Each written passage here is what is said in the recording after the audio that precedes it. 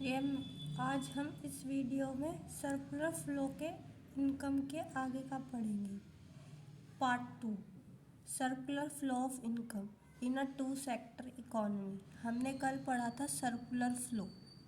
आज हम circular flow को ख़त्म करेंगे। कैसे?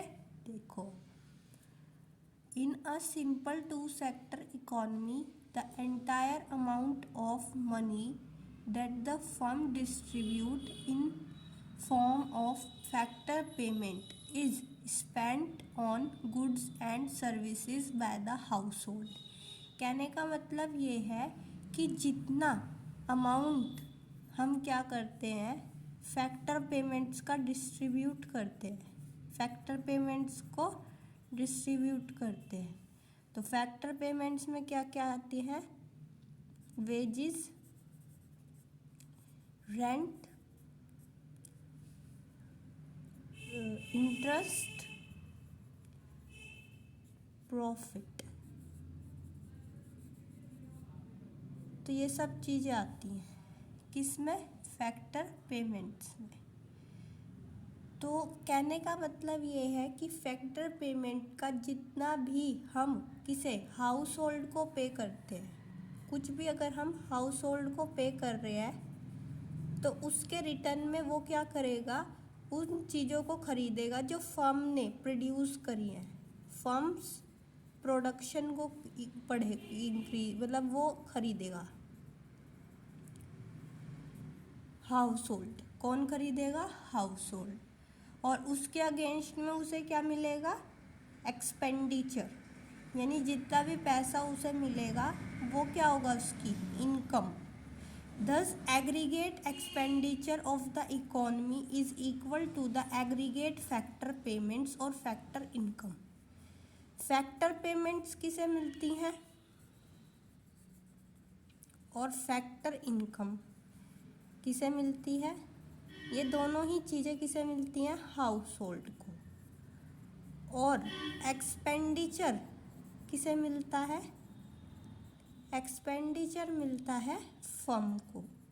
तो कहने का मतलब ये है कि अगर फैक्टर पेमेंट्स अगर हाउस होल्ड को मिलेंगी तो उसके अगेंस्ट में क्या करेगा? हाउस होल्ड क्या करेगा? उन गुड्स एंड सर्विसेज को खरीदेगा जो फर्म ने प्रोड्यूस करी है, और उसके अगेंस्ट में उसे क्या देगा? एक्सपेंडिचर, यानी जो उसका एक्सपेंडिचर होगा।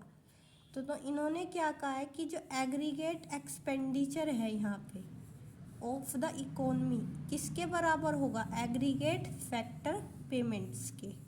हम ये मान लेंगे कि जो हमारा एग्रीगेट एक्सपेंडिचर है वो किसके बराबर है? एग्रीगेट फैक्टर पेमेंट्स के। और ये एग्रीगेट वर्ड का क्या मतलब है? कि पूरी इकोनॉमी का टोटल होल इकोनॉमी। किसका? होल इकोनॉमी का। इसके बाद हम बात करते हैं, हम यहाँ पे क्या मानते हैं? कुछ एजम्पशंस मानते हैं। एजम्पशंस मतलब कि हम कोई चीज़ होती भी नहीं है हम उसे तब भी मान लेते हैं। तो सबसे पहली चीज़ क्या है? टोटल प्रोडक्शन कितने के इक्वल होगा? टोटल कंजम्पशन के। जितना प्रोडक्शन हम कर रहे हैं और उतना ही हम क्या कर रहे हैं? उसे कंज्यूम कर रहे हैं, तो वो क्या होगा? Total consumption. अब factor payment equal to factor income, यानी फैक्टर पेमेंट क्या है? जो फैक्टर पेमेंट वो है जो फर्म्स करती है हाउस होल्ड को, किसकी फॉर्म में? आपको वेजिस, रेंट, प्रॉफिट और इंटरेस्ट की फॉर्म में। और ये किसके बराबर होंगी? फैक्टर इनकम के। फैक्टर इनकम किसे मिलती है? फर्म्स को, जो हाउस होल्ड प्रोवाइड करता है, या फिर आप उसे एक्सपेंडिचर भी बोल सकते हो। उसके बाद बात आती है कंजम्पशन एक्सपेंडिचर किसके बराबर होता है? फैक्टर इनकम की। जितना भी हम कंज्यूम करेंगे उतनी ही इनकम किसे मिलेगी? फर्म को मिलेगी, क्योंकि अगर जितना हम गुड्स ज़्यादा से ज़्यादा खरीदेंगे उतनी ही ज़्यादा इनकम फर्म्स की होगी, और अगर कम से कम खरीदेंगे तो फर्म्स की कम इनकम होगी। रियल फ्लो और मनी फ्लो। रियल फ्लो मैंने आपको कल भी बताया था और मनी फ्लो भी बताया था। रियल फ्लो को और क्या बोलते हैं हम? रियल फ्लो को हम बोलते हैं, पहले मनी फ्लो को देखते हैं, नॉमिनल फ्लो बोलते हैं। मनी फ्लो को क्या बोलते हैं? Nominal flow. और रियल फ्लो को हम क्या बोलते हैं? Flow of goods and services, या फिर और क्या बोल सकते हैं उसको? Flow of goods and services. Physical flow भी बोलते हैं एक चीज। यहाँ पे हम गुड्स एंड सर्विसेज का फ्लो करते हैं या मनी का फ्लो होता है, इसे और क्या बोलते हैं? Physical flow.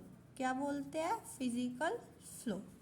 तो कहने का मतलब यहाँ पे हम एक एग्जम्पशन और लेके चलते हैं कि जो रियल फ्लो जो होगा वो हमारा किसके बराबर होगा? मनी फ्लो के। तो यहाँ हमारी 4 एजम्पशंस है कि जो टोटल प्रोडक्शन होगा वो टोटल कंजम्पशन के बराबर होगा, फैक्टर पेमेंट किसके बराबर होगी? फैक्टर इनकम के, कंजम्पशन एक्सपेंडिचर किसके बराबर होगा? फैक्टर इनकम के, रियल फ्लो किसके बराबर होगा? मनी फ्लो के। अब बात करते हैं हम leakages and injections. Leakages and injections क्या होता है कि कभी कभी क्या होता है जब ये एजम्पशंस पूरी नहीं हो पाती, मान लो कि अगर हमारी जो टोटल प्रोडक्शन है वो टोटल कंजम्पशन के बराबर नहीं है, या फिर total consumption, suppose total production क्या है? ज़्यादा है और टोटल कंजम्पशन क्या है? कम है। तो उस टाइम पे क्या होगा? टोटल प्रोडक्शन अगर ज़्यादा होगा और टोटल कंजम्पशन ज़्यादा कम होगा तो उससे क्या होगा? प्रोड्यूसर क्या करेगा? अपने गुड्स को कम बनाएगा। प्रोड्यूसर क्या करेगा? अपने गुड्स को कम प्रोड्यूस करेगा। जब अपने गुड्स को वो कम प्रोड्यूस करेगा तो उससे क्या होगा? अनएम्प्लॉयमेंट आ जाएगा, अनएम्प्लॉयमेंट बढ़ जाएगा। और जब अनएम्प्लॉयमेंट बढ़ जाएगा तो लोगों क्या इनकम भी कम हो जाएगी, और जब इनकम कम हो जाएगी तो लोग क्या करेंगे? डिमांड भी क्या करेंगे? कम करेंगे।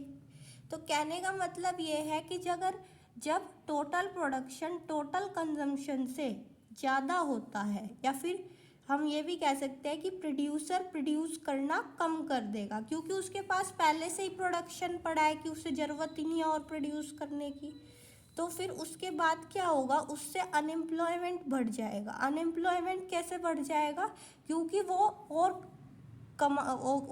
लोगों को कुछ प्रोडक्शन के लिए ही नहीं एम्प्लॉयड करेगा, वो क्या करेगा? अनएम्प्लॉयमेंट कर देगा। जब अनएम्प्लॉयमेंट हो जाएगा तो इनकम कम इनकम पे रखेगा लोगों को, अगर 1-2 लोग को भी रख रहा है तो वो कम इनकम पे रखेगा, जिससे क्या होगा? डिमांड भी कम हो जाएगी।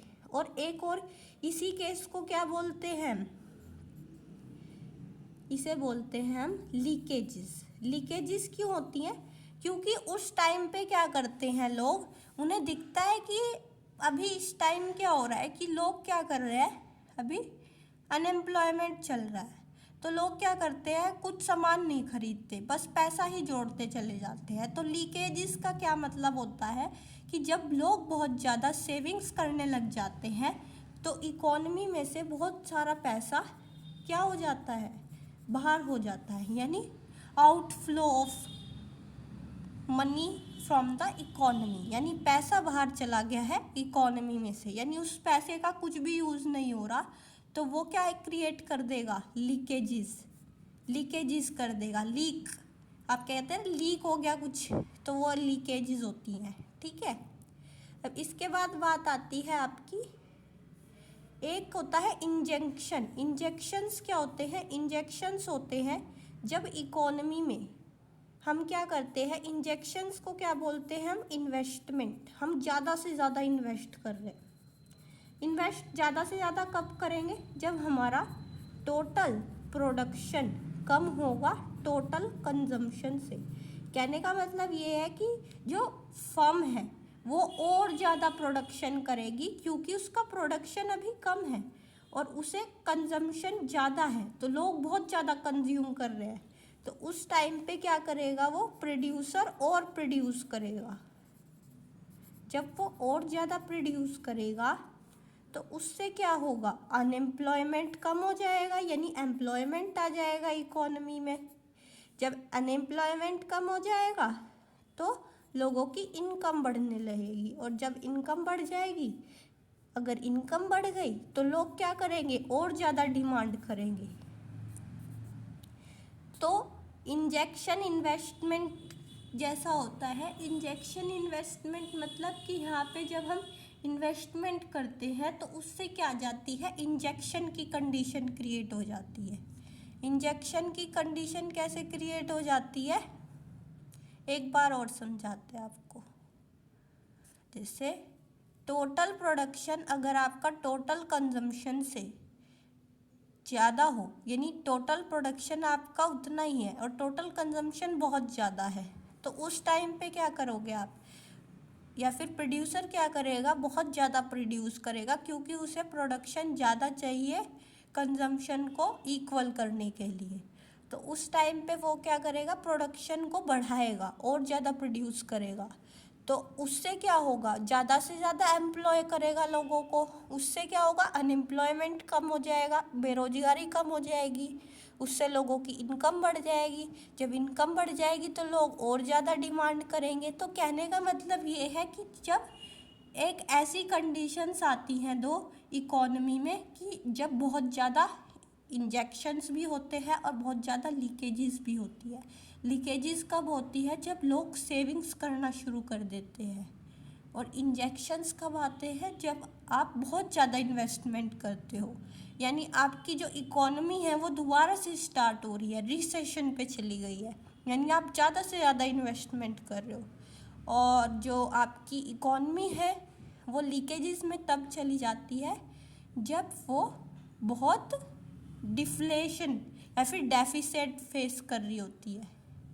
जैसे आपके कोरोना पीरियड में भी आपको बहुत सारे लोगों ने सेविंग्स करके रखे, तो उसी को क्या बोलते हैं आप, लीकेजेस। इसके बाद बात करते हैं हम फाइनेंशियल सिस्टम की।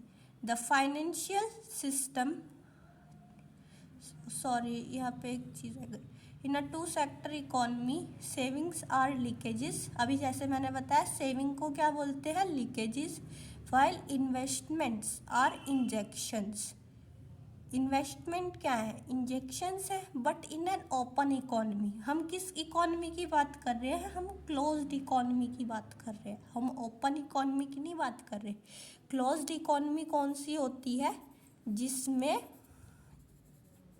टू सेक्टर इकोनॉमी जो होती है, और ओपन इकोनॉमी कौन सी होती है, जो 4 सेक्टर इकोनॉमी होती है। तो हम कौन सी की बात कर रहे हैं, 2 सेक्टर की, क्योंकि 2 सेक्टर जो है वो हमारे कोर्स में है, 4 सेक्टर हमारे कोर्स में नहीं है। तो saving, taxes, imports or leakages, ये आपके लिए चलो हम पढ़ा देते हैं, पर इतना इम्पोर्टेंट नहीं है क्योंकि 4 सेक्टर इकोनॉमी का पार्ट है। सेविंग, टैक्सेस, इम्पोर्ट्स, ये सारे क्या है, उस इकोनॉमी में लीकेजेस है। Whereas investment, government expenditure and export are the injections. अब हम पढ़ेंगे फाइनेंशियल सिस्टम। फाइनेंशियल सिस्टम क्या होता है, the financial system of an economy includes financial institutions like commercial bank, insurance company, stock exchange etcetera. Financial systems में वो systems आते हैं जो पूरी इकोनॉमी को चलाते हैं। जैसे आपका सबसे वर्ल्ड बैंक तो पूरे वर्ल्ड लेवल पे हो गया, पर हमारे इंडियन लेवल पे कौन सा है, आरबीआई। आरबीआई का क्या काम है, फाइनेंशियल सिस्टम को स्टेबिलिटी प्रोवाइड करवाना। जैसे कॉमर्शियल बैंक में आपके एसबीआई, पंजाब, तो ये सारे क्या हैं, ये सारे आपके कॉमर्शियल बैंक हैं। इंश्योरेंस कंपनी में आपकी आती है जैसे एलआईसी, काफ़ी सारी इंश्योरेंस कंपनी है। स्टॉक एक्सचेंज में आपकी सीबी वगैरह आती है, ये सब। अब इसके बाद हम पढ़ेंगे circular flow of income would continue as long as injections are equal to leakages. जब तक चलती रहती है सर्कुलर फ्लो ऑफ इनकम, जब तक इंजेक्शंस लीकेजेस के बराबर ना हो जाए, यानी जब तक हमारा सेविंग्स इन्वेस्टमेंट के बराबर ना हो जाए तो जब तक हमारी सर्कुलर फ्लो ऑफ इनकम चलता रहेगा। अगर इन्वेस्टमेंट ज़्यादा हो जाएंगे तो वो भी इकोनॉमी के लिए बुरा है, और अगर सेविंग्स भी ज़्यादा हो जाएंगी तो वो भी इकोनॉमी के लिए बुरा है। तो दोनों ही कंडीशन स्टेबल होनी चाहिए। Major sectors of an economy, कौन कौन से मेजर सेक्टर्स है? हाउस होल्ड में क्या काम आता है? ये क्या प्रोवाइड करता है? Factors of production. किसे? फर्म्स को। किसे प्रोवाइड कराता है? फर्म्स को। कौन कौन से? Land, labour, capital and entrepreneur. अब इसके बाद बात आती है प्रोड्यूसिंग सेक्टर, फर्म्स। इन्हें सेक्टर भी बोलते हैं और फर्म्स भी बोलते हैं। तो ये क्या प्रोवाइड करवाती है? Factor incomes. फैक्टर इनकम्स मतलब किसे? To household. Factor incomes कौन कौन सी? जैसे आपकी वेजेस, रेंट, प्रॉफिट और इंटरेस्ट। गवर्नमेंट सेक्टर का कुछ ज़्यादा रोल जो होता है वो 4 सेक्टर इकोनॉमी में होता है। 2 सेक्टर इकोनॉमी में इतना इम्पोर्टेंट रोल नहीं होता, और 4 सेक्टर इकोनॉमी में एक्सटर्नल सेक्टर का भी एक अपना ही रोल होता है। और अगर आप आगे फर्दर पढ़ेंगे तो आपको समझ आएगा। अगर वीडियो अच्छी लगी हो तो please like, share and subscribe. और अगर कोई प्रॉब्लम हो तो अपनी प्रॉब्लम को आप शेयर कर सकते हैं नीचे कमेंट सेक्शन में।